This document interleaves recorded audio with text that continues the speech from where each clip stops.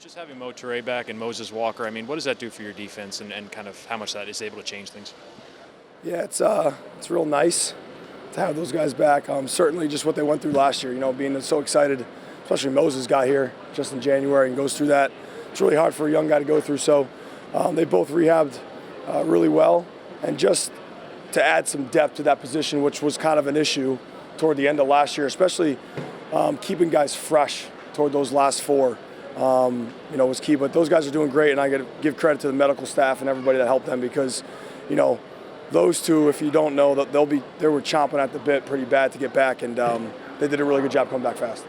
Sure, you get those guys back. You bring back a lot of guys from last year's defense. You guys were really good last year. What's the next step for this unit in your second year here?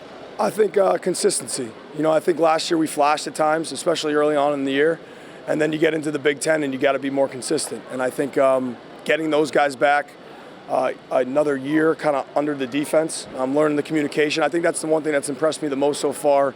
And myself and Coach Gianna were discussing just the overall communication level from the walkthroughs to practice. It's been really good.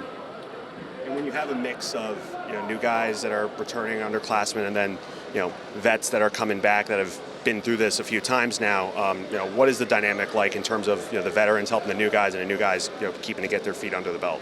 Yeah, we talk about leadership leading here, and I think on defense for us, those guys like the Moe Leggetts and the Tyrene Powells, the Deion Jennings, the Maya Nahanatus, those guys that have played pretty much almost 1,000 or more than 1,000 Big Ten snaps.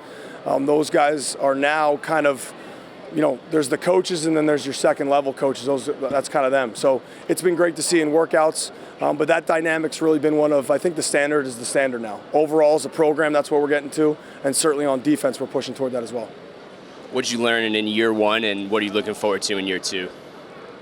Ooh, that's a great question. I would say for me, getting back to calling it. I hadn't called it. I called it during COVID for one game, against Illinois. But getting back to that and just getting in the groove of the game and ultimately staying in the moment. For myself as a play caller, that's probably personally what I learned the most. You don't always need to create a TFL or create a sack. And then certainly just the toughness of the schedule. I was on the West. I was in the West for almost for 3 years with Minnesota. You come over here and we crossed over, but it is a little bit of a different dynamic, just in terms of the attack style of the offenses. So getting used to that and putting together, some game plans and ultimately leading to just being more consistent. Coach, you mentioned sacks before. It seems like you have a lot of pieces to have a good pass rush. Yeah. What can you do to kind of help them get to the quarterback more? Yeah, I think switching it up a little bit, changing it up, but also another year under those belts. Someone like Moe Leggett will certainly help that. And I think just Marquise Watson, Jared Kite, who we just hired, and Keon Whitaker, who's on board now as a GA, they're doing a great job teaching pass rush, the fundamentals. And I think that's really what we've been able to do kind of in year two now. The year one teaching, there's a beginner's mentality, but you also have some stuff that's carryover. So getting to those fundamentals and doing that.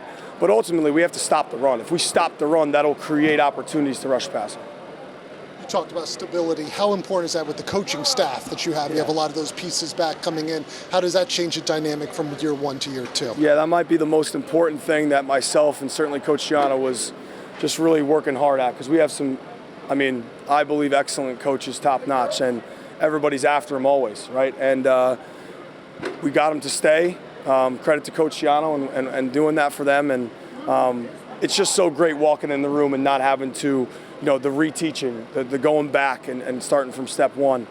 So with those guys, it's really good. And I just think ultimately, from a relationship standpoint with the players, it creates trust. And that's the second part of the culture, and we've really done that. What did you see from Tyrene Powell last season, and what do you feel like is the next step for him that you want him to focus on this offseason? Yeah, I think Tyrene kind of fits certainly with the defense. What I said was just consistency. Reem really, he played a little bit before I had gotten here, but now he just went through the gauntlet of starting 12 games. He's a guy that's high up there. If he's not 1,000 snaps, he's somewhere up there in the Big Ten. And I think just him grabbing now the leadership role and being the mic. Like, he's got to go be the mic, and he's certainly doing that. Coach Heatherman, Coach Noonan, they do a great job with him. But the next step is just that consistency level for him. And he's a big dude, right? So straining to bend, all those things that a bigger guy kind of struggles with, especially late in the year. But certainly that depth should help that. You mentioned maintaining the coaching staff together. You signed a 2-year extension in the offseason. What does it mean to you to have that, them wanting to keep you here for longer to be able to sign that deal? Yeah, it means everything to me and my family. Coach Schiano's done everything for us and given us this opportunity. And I'm Jersey. I'm from here. I love it. I love being here. My family loves being here.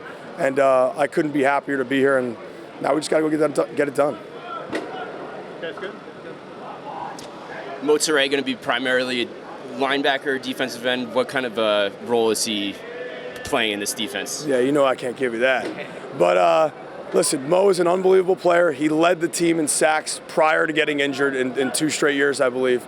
But that's our job as defensive coaches, to kind of put him in places to the best of his ability and not do it so much that the other opposition would know what's coming. So we'll move him around. We'll do some things with him, but he's doing a great job wherever he's at right now.